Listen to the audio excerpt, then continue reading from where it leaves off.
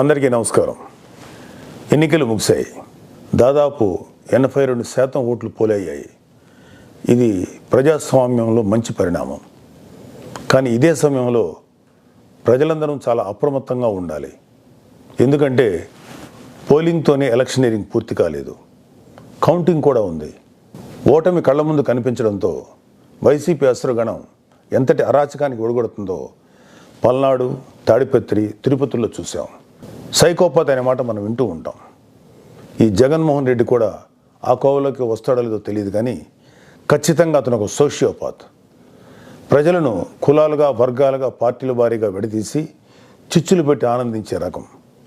అతనిలో ఆ మానసిక స్థితిని మొదట్లో ఎవరు గుర్తించలేకపోయారు. ఆ వ్యాధిని తన అసురగణానికి కూడా అంటించాడు. ఈ సోషియోపాత్ మానసిక స్థితి రోజు రోజుకి ముదిరిపోయింది. ఓటమి కనిపిస్తుండటంతో వైసీపీ ముఠాలు ఉన్మాదంతో ప్రజల ఇళ్ల మీద పడి అరాచకం సృష్టిస్తున్నాయి. మాచర్ల వైసీపీ ఎమ్మెల్యే సంబంధీకుల ఇళ్లలో పెట్రోల్ బాంబులు దొరికాయంటే ఫలితాలు వచ్చాక వీళ్ళు ఎంత రాక్షసత్వానికి తెగబడబోతున్నారో ప్రజలు గ్రహించాలి. తాడిపత్రిలో పోలీసులు కూడా తమను తాము రక్షించుకునేందుకు అగచాట్లు పడ్డారు. అంటే వైసీపీ ఎంతగా రెచ్చిపోతుందో అర్థం చేసుకోవాలి. వైసీపీకి ఓటు వేయలేదని తెలిసి ఇళ్లలో చొరబడి మహిళలను, పిల్లల్ని అందరినీ చావుగొట్టే పైశాచికత్వాన్ని పెంచింది ఎవరు? ఖచ్చితంగా ఈ జగన్మోహన్ రెడ్డి అనే చెప్పాలి. విశాఖపట్నంలోని కంచరపాలెంలో ఓ కుటుంబం కూటమి అభ్యర్థులకు ఓటు వేసిందని తెలిసి వైసీపీ గుండాలు ఆ ఇంట్లో మహిళలను, చదువుకుంటున్న పిల్లలపై దుర్మార్గంగా దాడి చేసింది. గర్భంతో పుట్టింటికి వచ్చిన మహిళపైన తీవ్రంగా దాడి చేశారు. అంటే వైసీపీ రాక్షసత్వం ఏ స్థాయిలో ఉందో తెలుసుకోండి. ఇలాంటివన్నీ తెలుసుకొని చిక్కటి చిరునవ్వులు చెందించే వ్యక్తిని ఏమనాలి? మహేష్ బాబు స్పైడర్ సినిమాలో విలన్ సూర్య గుర్తొస్తున్నాడు కదూ. ఉత్తరాంధ్ర నుంచి రాయలసీమ వరకు ఎన్నికల అనంతరం హింసను ప్రేరేపించడంలో వైసీపీ ఓటమి కనిపిస్తుంది. రాబోయే ఓటమిని కప్పిపుచ్చుకునేందుకే ఈ దాడులు చేస్తుంది.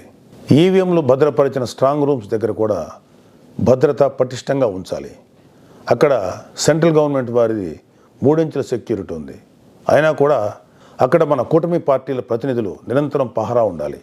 ముఖ్యంగా మన జన సైనికులకి, వీర మహిళలకి నా అభ్యర్థన ఏంటంటే, ఎక్కడైతే జనసేన పోటీ చేసిన ప్రాంతాల్లోని ఈవీఎంస్ భద్రపరిచిన స్ట్రాంగ్ రూమ్స్ ఉన్నాయో అక్కడ మన జన సైనికులు వాలంటీరింగ్ చేసి కాపులాగా కూర్చోవాలి.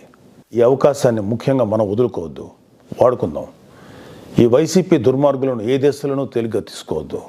వాళ్ళు ఏ అరాచకానికైనా, దౌర్జన్యానికైనా తెగబడతారు.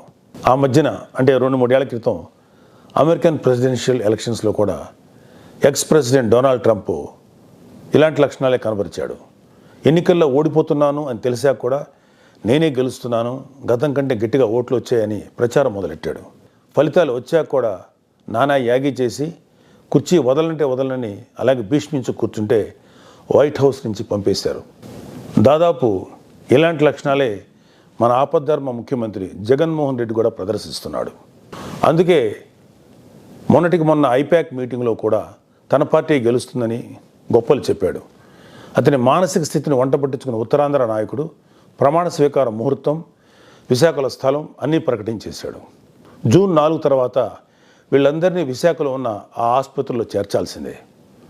ట్రంప్ లాగే జగన్ కూడా కుర్చీ వదులుకోవడానికి ఇష్టపడ్డాం. తన ఉన్మాద బృందంతో రాష్ట్ర వ్యాప్తంగా దాడులు, హింసకు తెగబడే ప్రమాదం లేకపోలేదు. దీనిపై కేంద్ర ప్రభుత్వానికి ఖచ్చితమైన సమాచారం ఉంది. అందుకే వచ్చే నెల 15వ తేదీ వరకు కేంద్ర బలగాలను మోహరించాలని చెప్పింది.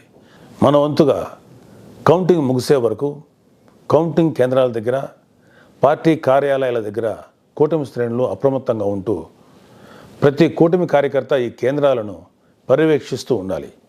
ఆంధ్రప్రదేశ్ రాష్ట్రం ఈ అరాచక శక్తుల చేతుల నుంచి అభివృద్ధి సాధకుల చేతులకు మారే సమయం దగ్గరలోనే ఉంది. అందరం ఆ శుభగడి కోసం వేచి చూద్దాం. జై జనసేన, జై హింద్.